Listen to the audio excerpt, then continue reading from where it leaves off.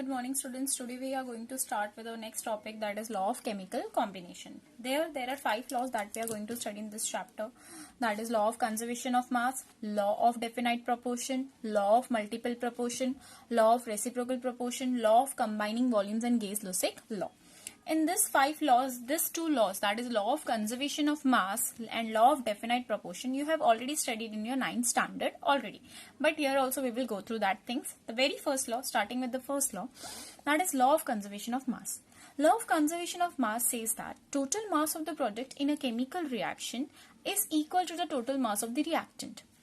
Or you can say, mass can neither be created nor be destroyed in a chemical reaction. So here is an example to justify this law, that carbon burns in the presence of oxygen to give you carbon dioxide. This is your reactant part and this is your product part. This is your reactant and this is product. Now I am saying you justify whether this is following law of conservation of mass or not. So how you can justify? You can justify by checking the mass of the reactant and the mass of the product. अगर mass of reactant और mass of product equal आ रहा है, मतलब वो law of conservation of mass follow कर रहा है. जैसे कार्बन का यहाँ पे mass कितना ग्राम है? 12 ग्राम है. यहाँ पे कितना है? 32. यहाँ पे carbon and oxygen, carbon dioxide 12 plus 32, 16 into 2, 32. तो total mass of the reactant कितना मिल रहा है? 44 ग्राम.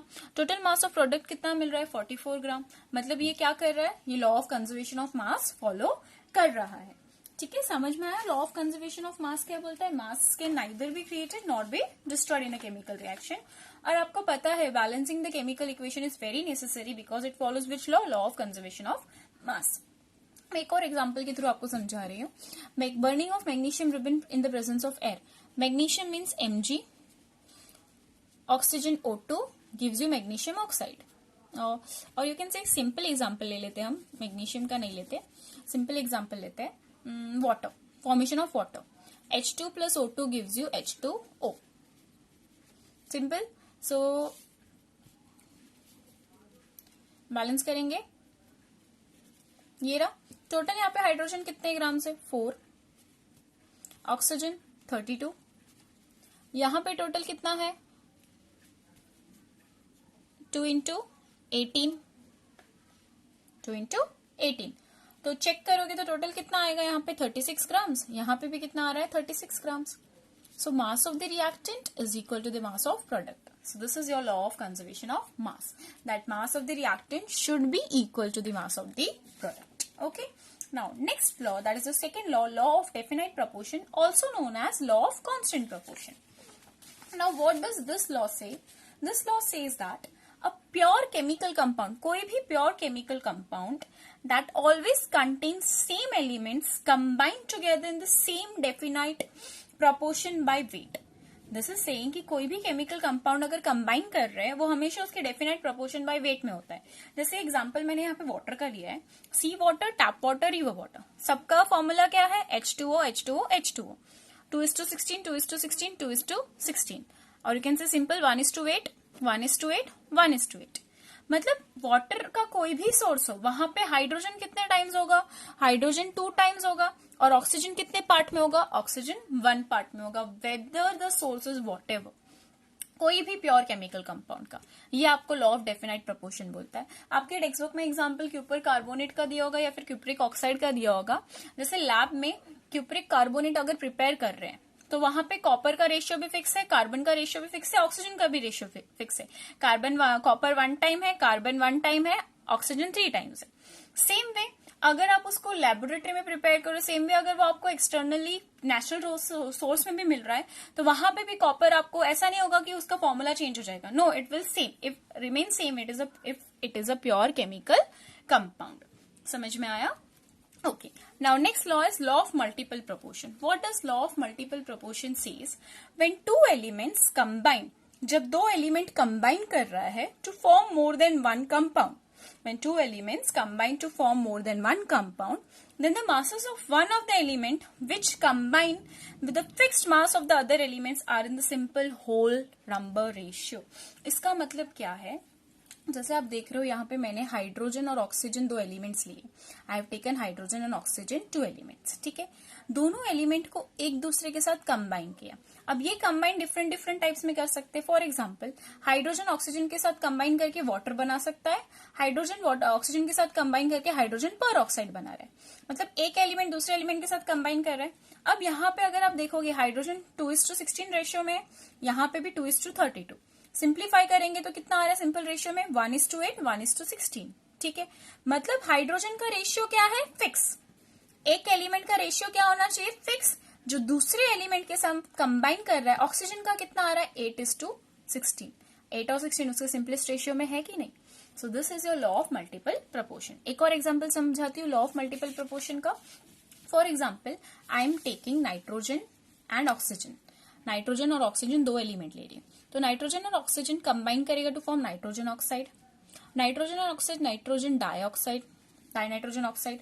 देन N2O3 बना सकता है, N2O4 and so on, it can continue, ठीक है।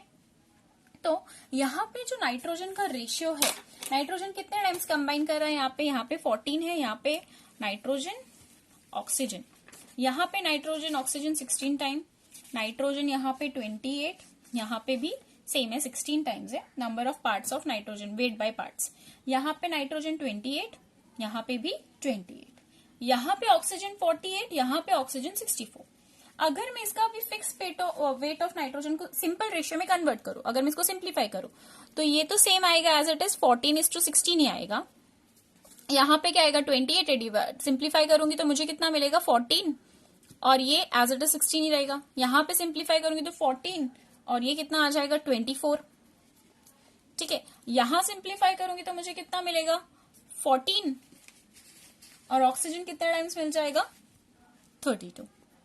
सो एक एलिमेंट का मास फिक्स्ड है, नाइट्रोजन का फिक्स्ड है, वो ऑक्सीजन के पार्ट से कंबाइन कर रहा है, ये ऑक्सीजन का पार्ट है, तो वो उसके सिंपलेस्ट फॉर्म में कन्वर्ट हुआ कि नहीं हुआ? अगर और सिंप्लीफाई करोगे तो और सिंपल फॉर्म में कन्वर्ट हो सकता है ना। रेशियो करना चाहोगे तो सिंपल 14 2 के टेबल्स पे विथ सेम रेशियो, तो you will easily get it. That is अगर इसको सिंप्लीफाई करोगे तो। एक मिनट, N2O का यहाँ पे 8 आएगा, सॉरी, N2O का यहाँ पे 8 आएगा, 2 टाइम्स ना, तो डिवाइड करके 8। That is nothing but simplest ratio में ना 1:2:3:4, ठीक है। सिंपलेस्ट ही है ना, 1:2:3:4। किसके सामने? नाइट्रोजन के 1:2 के सामने। समझ में आया? सो this is your law of multiple proportion की एक एलिमेंट का मास फिक्स हो जाएगा और दूसरा उसके सिंपलेस्ट रेशियो में उसके साथ वो कंबाइन करेगा। This is your law of multiple proportion. Now next law is your law of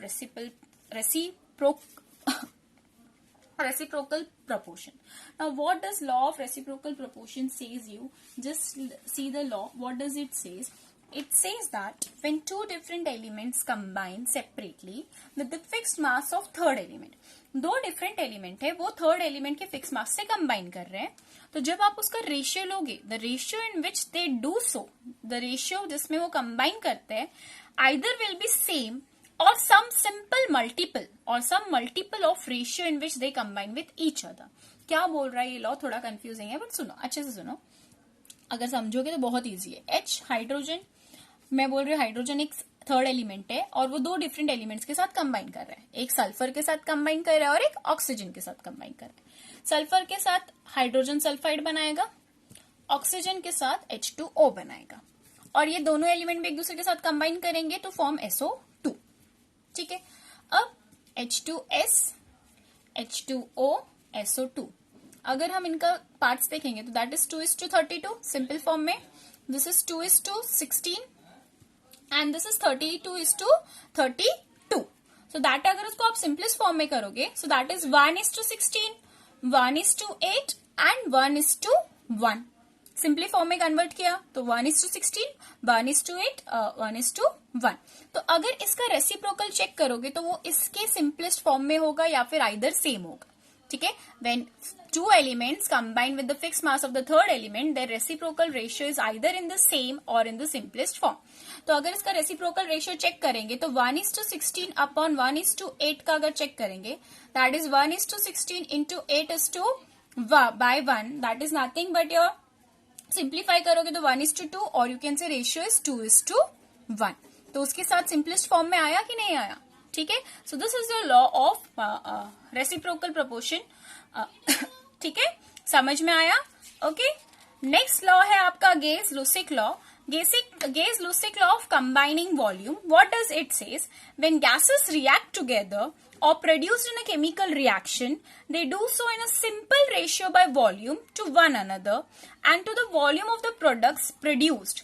All gases are at the same temperature and pressure. यहाँ पे कंडीशन क्या होनी चाहिए कि गैसेस के टेम्परेचर और प्रेशर सेम है तो उनके वॉल्यूम्स एक दूसरे के साथ कंबाइन करते हैं इन द सिंपलेस्ट रेशियो. जैसे फॉर एग्जांपल मैंने बोला hydrogen combines with chlorine gas to form hydrogen chloride. So one volume of hydrogen combines with one volume of chlorine to give you 2 volumes of your hydrogen chloride gas. अगर मैं ये बोल रही हूँ ये 100 volume ml है, ये 100 ml है, तो ये कितना ml होगा? 200 ml. बस कंडीशन क्या होनी चाहिए? उनका प्रेशर और टेम्परेचर दोनों सेम होना चाहिए. अभी इसी लॉ से एक और दूसरा कोरिलेटेड लॉ है, that is Avogadro hypothesis. What does Avogadro hypothesis says? It says that equal volume of all gases contains equal moles at standard temperature and pressure. कौन से कंडीशन में? स्टैंडर्ड टेम्परेचर और pressure में. जैसे for example I am taking 2 gases in this 2 beakers. ठीक है, एक hydrogen gas ले रही हूँ और एक ऑक्सीजन गैस ले रही हूँ. मैं क्या बोल रही हूँ? उनका प्रेशर सेम है, यहाँ पे भी प्रेशर सेम है, टेम्परेचर सेम है, टेम्परेचर सेम है. तो जब प्रेशर और टेम्परेचर दोनों सेम है तो उनके मोल्स भी क्या हो जाएंगे? Their number of moles will be also be equal, and same way you can say their volumes will be also equal only if this is same. If this condition, in this condition, अगर ये condition हुई कि उनका temperature और pressure same है, that time only number of moles same होंगे और volume same होंगे. अगर प्रेशर यहाँ पे P1 है, यहाँ प्रेशर P2 है, तो दोनों के नंबर ऑफ मोल्स सेम नहीं होंगे अगर एक भी सेम नहीं हुआ तो. सो here you will study a new term that is STP or you can say NTP. STP means standard temperature and pressure and NTP means normal temperature and pressure. ठीक है, अब STP is equal to NTP तब बोल सकते हो जब if any condition is not mentioned. If any condition is not mentioned, that time you can say STP is equal to NTP. ठीक है, now what is standard temperature? Temperature is 273 kelvin and pressure is your 1 bar. अगर ये दोनों होंगे तभी आपको मिलेगा standard temperature is equal to that is your standard temperature और प्रेशर.